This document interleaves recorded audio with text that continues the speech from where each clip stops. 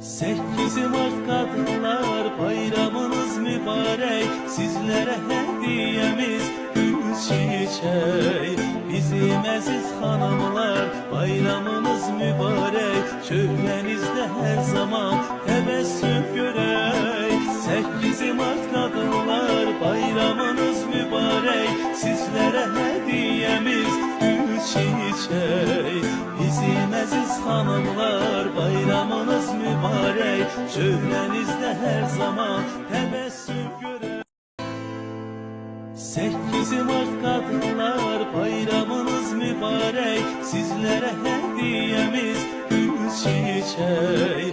Bizim aziz hanımlar bayramınız mübarek. Şöhrenizde her zaman tebessüm görek. 8 Mart Kadınlar Bayramınız mübarek. Sizlere hediyemiz gül çiçeği. Bizim aziz